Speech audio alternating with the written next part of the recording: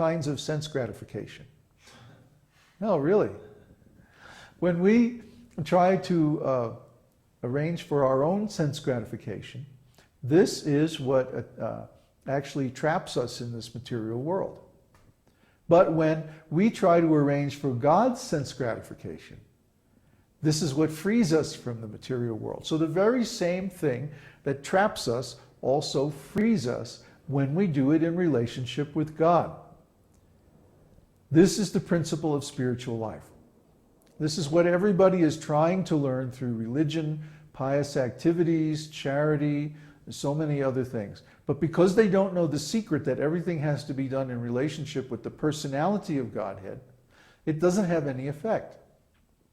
Out of ignorance, they don't understand. They think that if I give charity, this is, a feather in my cap. It's a decoration on my ego. It's a good work, and that good work will come back to me. They think like that. Well, yeah, it'll come back to you, but you have to take another body in order to receive it. So you remain stuck in this material world.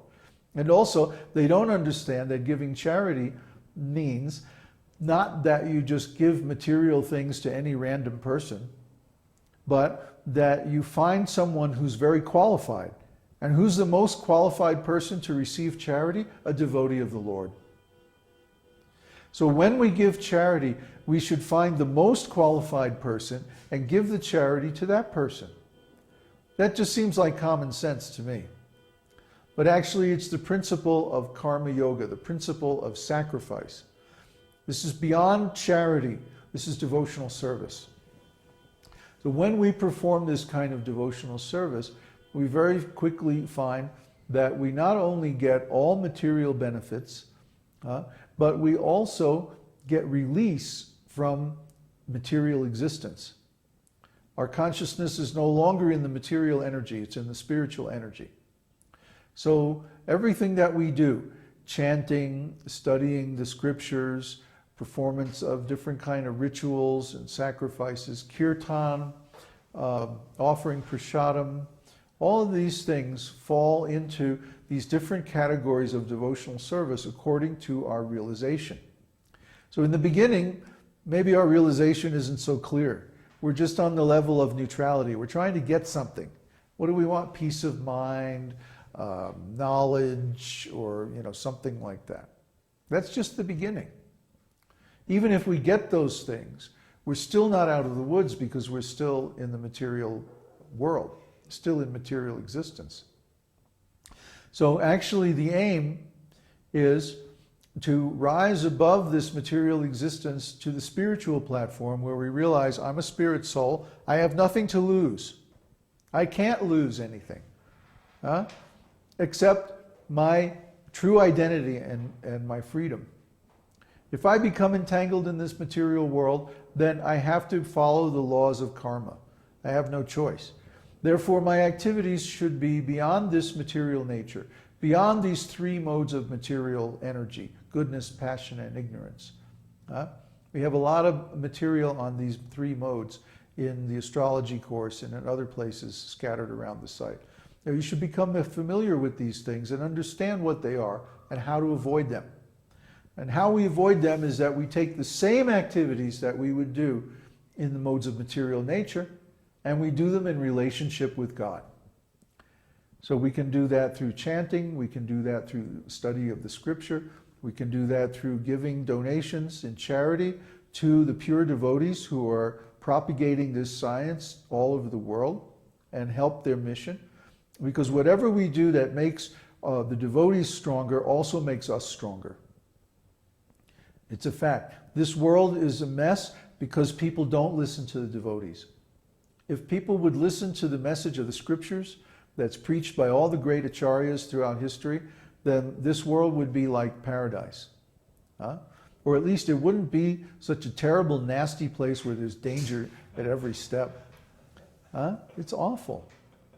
I mean, really, it's terrible. So to reform this world is not possible unless people in general listen to the message of God given in the scriptures. That means we need more preachers.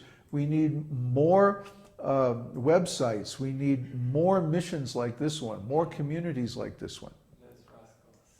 Yeah, I hope every one of my students becomes a spiritual teacher and starts their own mission, starts their own group, and does something similar, starts their own community to go out in nature, find a nice place, and worship God in a pure way, according to the scriptures. That's what the world needs. The world needs as much of that as possible. I hope thousands of spiritual communities come as a result of our preaching work. So we're not attached to results. We're attached to doing our duty. And Krishna can give the result. If Krishna wants, he can give us the whole world. But we don't want that. We're not attached to that. We're just attached to whatever makes him happy. So as long as we do our work for his happiness, then we're absolved from all of our karma. And you can feel that. You can feel it. When you engage in this devotional service, you feel this wonderful freedom, this wonderful exchange of loving sentiments with the Lord within your heart. And you can actually experience this. It's not just theoretical, it's practical. But we have to become purified enough so we can actually perceive it. That's another issue. So if anyone is not following the rules and regulations of devotional service, or if they're not, eating pure food and stuff like that, then they can't experience these things. And they all think we're crazy because we're talking about, being in love with God and all this stuff. But if you become a little bit purified, then you can experience these things directly. And we're not just talking about this because it sounds good. We're talking about this because this is our experience every day. So we want you to share in this experience too. We want you to get the benefit too. So anyway, that was a long way around of saying, thank you for engaging in devotional service and being a part of this program, this community. And we hope that you go on to increase your service more and more, and that you're successful and that you attain the highest platform of spiritual life. So, do we have any questions? Any questions? Any discussion? So they can hear? Oh, well that's right. They couldn't hear the first kirtan, huh? Yeah. Yeah? Okay. Okay. That's the question? That was it? Oh, that was a question. Oh, very nice. Okay. Let's see.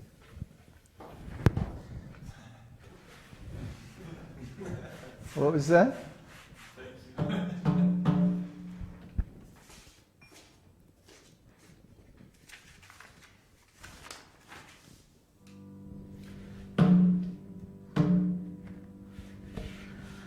Warmed up a little bit.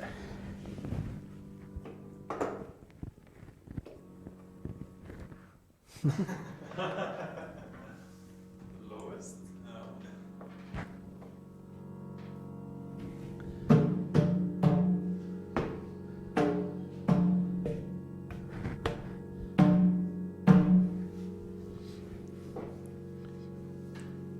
Oh, let me put the lyrics on the sharing.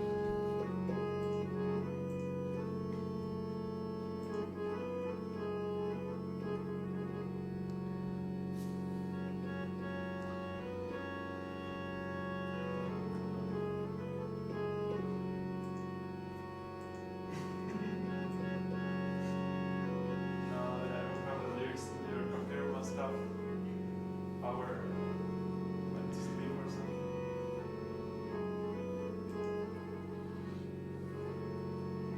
But you can start with bodies of your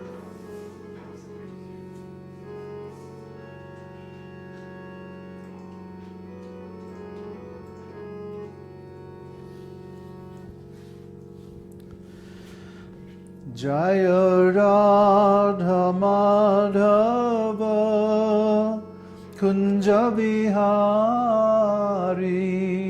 Jaya Radha-maha-dvādaśī Kunja Bihari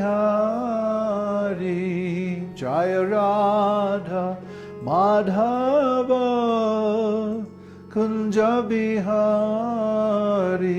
Jaya Radha Madhava Kunja Bihari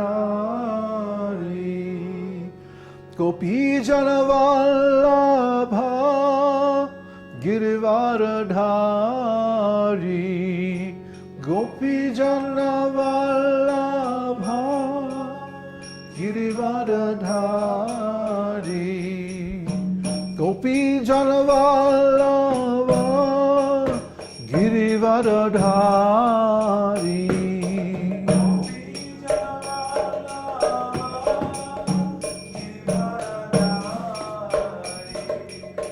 Jasodanandana Brajajana Ranjana Jasodanandana Brajajana Ranjana Jasoda